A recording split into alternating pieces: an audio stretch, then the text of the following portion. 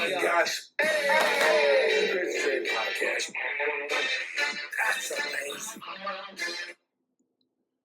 Well, welcome to the Crazy J podcast show, ladies and gentlemen, boys and girls. It's me, man, aka Crazy Crockett, aka Andre's podcast, folks. I am back. Here I am. This is going to be a different podcast. I just going to really talk about, having a parent die over a year ago. But I want to talk about the reflection of what I've learned or what I have not learned yet or anything like that. And I'm trying to go and keep it between now and 15 minutes. I don't want to over expand and over exaggerate because there's just so much that you can just go on and on about it. But I think, when I realized that my dad died last year about this time, obviously like another hour from now, it was a different moment. And I tell you this, the only thing I regret by it is that I really didn't want to see him die. And what I mean by that, I meant like watch him die. Now, I can accept someone's death, but I didn't want to be in the same room. It was very weird and haunting about it. I mean, I knew that when I went to see him, he was able to breathe and talk on his own, but he was breathing very hard. But I knew at the moment that I got there that he wasn't going to make it out of there. And I really didn't want to see that. I didn't want to see someone suffer. I don't like seeing that. That's just not good at all. So when we were in the room, he actually got my sister's permission to die. And we wouldn't leave. And he was asking us to come back some other time and you guys got kids and you got things to do and come back. And I guess my sister, I remember my sister saying Dad, we're not leaving. And my dad's asked her you really think this is it, huh? Well, I think so. And she said yeah. And he was he was laying on his back at that time with a bed up a little bit. And when he got my sister's permission, that's when he went. That's when he died. And, it was the 4.5 years ride with him and his leukemia. And he was only supposed to live about 4 months after finding out that he did have leukemia. But it's just something that, the only thing I regret is I didn't really want to be there when he was taking his last breath. I think seeing the air come out of someone completely is very haunting. It's very disturbing. It's very eerie. It's something that I would not want anyone to go through with me. And even if I had kids or anybody like that, I just don't want my kids or anybody to see me that way because that's not what you want to remember me by. You want people to remember you by your jokes, your laughter, your sense of humor, your whatever. But going on from that, I think one thing I realized that when my dad died, that we're not really going to be here forever.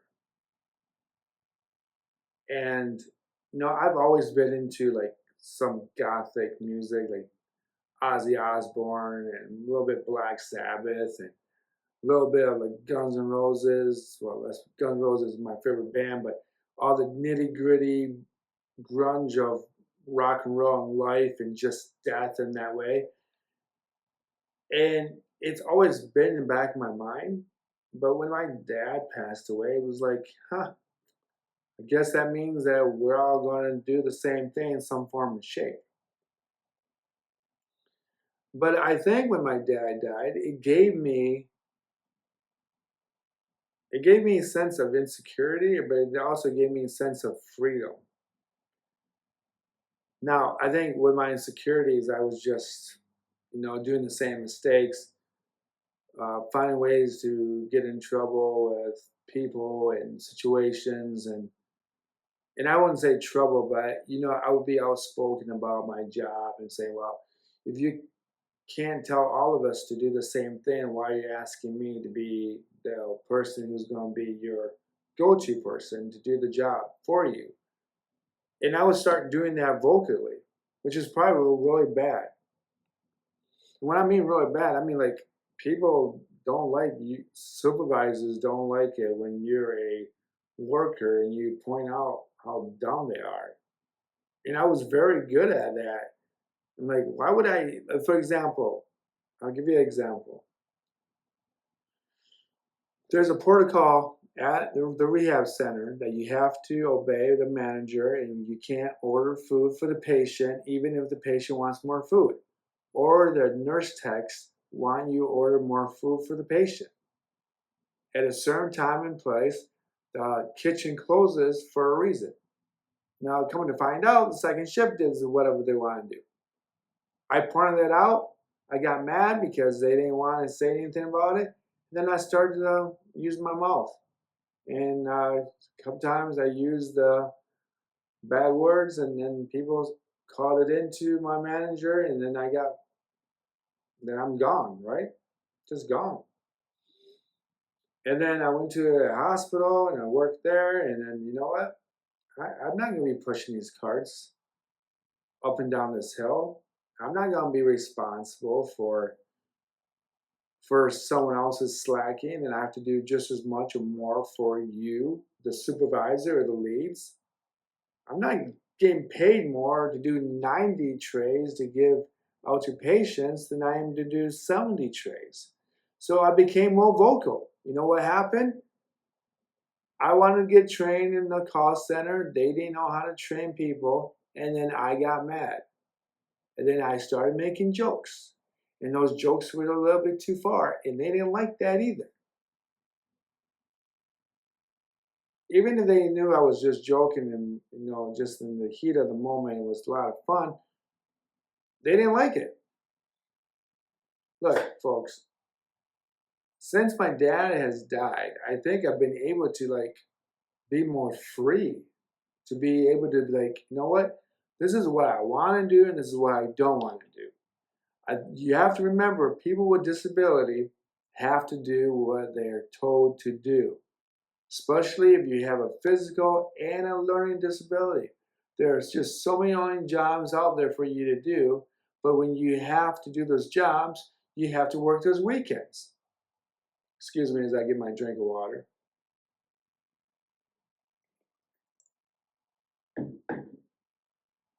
What I mean by that, folks, is it's this.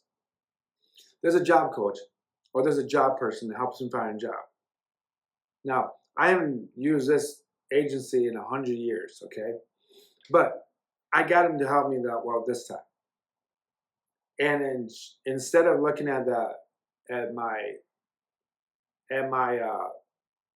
paperwork, she then decides to apply to anything that's out there. And if I'm not qualified for it, who cares? Maybe I'll get in, okay? Or maybe I'll like a job that I didn't want, another hospital job, another job that I would have to work on the weekends. She didn't care. Her job is just to find me a job to work and then leave and then go to the next person. So when this lady was having problems finding me a new job, she went to one of her go-to people or employers that they know that they take in people with disability. She goes to them and say, hey, I have another person that wants to find a job, but he needs a job. And can you get him an interview? Yes. However, what she didn't tell him is my availability. She then me and her said I was open to anything. But in reality, I told her I don't want to work every weekend. But she didn't tell the people that were doing the hiring that. She just assumed that the people hiring me would just not do that, or I would just have to work every weekend. And that's something that I just realized when I was getting older. I don't have to work every weekend. I don't have to work weekends. What for? I mean, I get it. I'm in one of the lowest food chain parts of the world, a work base, but I'm not going to get honored and pick up raises. I'm not going to get promoted or see bonuses to work every weekend. No. You have to understand when you're a disabled person, especially if you're a disabled man, you do what you're supposed to do. You do not question anybody around you. You do not question the management who may be incorrect. If they need you every weekend because they can't rely on other people who are able-bodied people, that is your problem. I'm speaking to myself. They're saying that's my problem, not my manager's problem. Okay, and that is why they hire disabled people. And some of these companies will make money off disabled people because they actually get a tax refund for it. But the person who's working never sees that tax refund for themselves. In reality, the government should be paying me because they're so happy that I'm at work and they're like, hey, you're doing a great job. Instead of paying the company who is employing me, they should give me the money so that I can live a much healthier, safer life. Okay? But that doesn't work that way. So these agencies don't actually look out for you. They actually look out for themselves, try to find you a job. They get paid based on how many times they find someone a job. They get promotions, they get raises, they get bonuses. But the person who gets the job, who is disabled, we have to start within minimum wage and some sort and stuff. That will happen. And I want people to really realize that it took guts for me to ask for a meeting with this agency and say, hey, I'm not happy. I was lied to. When I took this job, I said my availability was open. But it didn't mean didn't want to work every weekend. I don't need to be working weekends. I don't have a wife and kids. I don't have these huge house mortgages or these college fees that I have to help my kids pay off for school. I should be enjoying my life Monday through Friday, going to work, maybe some Saturdays at work, but I at least should have a day that I want off, and that's Sunday for me. But I never asked that. I've never, ever, ever, ever said to a business and say, I will work every day but this day. Because you know why? Because we're not supposed to. If you're a disabled man and you have some cognitive disability or physical disability, you're supposed to be happy that you have a job. And when you go to your job, that is your social life. That is a true story. That's how the people think of people with disability.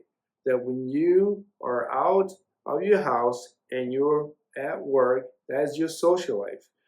That company will make themselves feel better about themselves and say, hey, Tommy has a job here on weekend and he's disabled, and this is how he gets out and about in the community.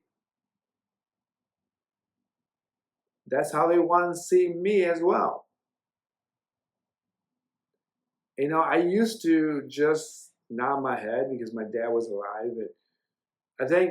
I don't think parents realize when you adopt kids who are disabled that someday they're going to grow up. They really do. And they're not going to be this cute little kid. And they're not always going to be the yes kid or the yes sir, and they do whatever you tell them. You know, I have siblings. I have one sister that keeps asking me if I'm going back on disability or if I'm going to go on disability. I'm like, why?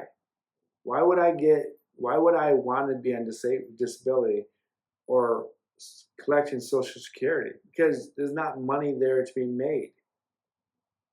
You can only bring $748. You're only going to get about $748 a month and food stamps. But you can't leave your apartment because you have no money.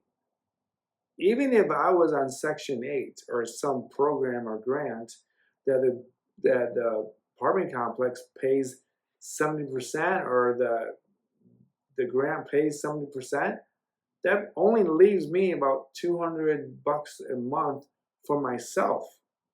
But that's not actually my money. That's actually taxpayers' money. But I still have to like learn just to keep my mouth shut. I really do, but I have to be able to communicate with my managers, and someday I'm just going to have to tell them, you know what? I don't want to work on Sundays. I don't need to be working on Sundays because that's kind of my day that I can recoup. I'm more than happy to work any day of the week. I really do. I don't care. I love to work. I love the responsibility. You know, but that's something that, that I figured out that without my father here anymore, I've been more vocal about what I want. And now that I'm spending more time with my family members, I mean, I spent Christmas Day with my brother and his wife and his kids, and I went over to my sister and and her husband and her kids. The one that keeps telling me that ask me if I'm going to go on Social Security. Like again, if you can do something at work and you can follow directions, and if you make a couple mistakes, but you can correct your own mistakes, you should be working. You really should be working. And it's really good for you. It's really good for it goes back to Aristotle. Every man needs to have a purpose. So that's something that I learned not having a dad, and now I can actually kind of speak up for myself. And to be honest, you have to be able to be negotiating your plateau wherever you're at. Now, if the company says, no, I need you on Sundays, then I might just have to work on Sundays. And then I might have to look somewhere else for a new employment. But next time, I'm going to just say, I'm not available on Sundays. And I need that day off for sure. Or if I stay with the company I am with now, then I have to wait for my 6 months or 9 months. And then if my seniorship comes up and then there's a Sunday opening where I don't have to work on Sundays, then that might be the case for me as well. But now I'm more set goal of what I need to be done. So there you go, folks. Your parents can't always be there for you. You have to make your own decisions. And sometimes those decisions are not the most comfortable, but you gotta do it. So I hope this helped you guys out. I hope you guys enjoy this podcast. I know it's not baseball, football, or Detroit Lions, and I was going to do something, but it's been over. It's just today is the day to the hour of my dad's death. Basically another hour since I recorded this.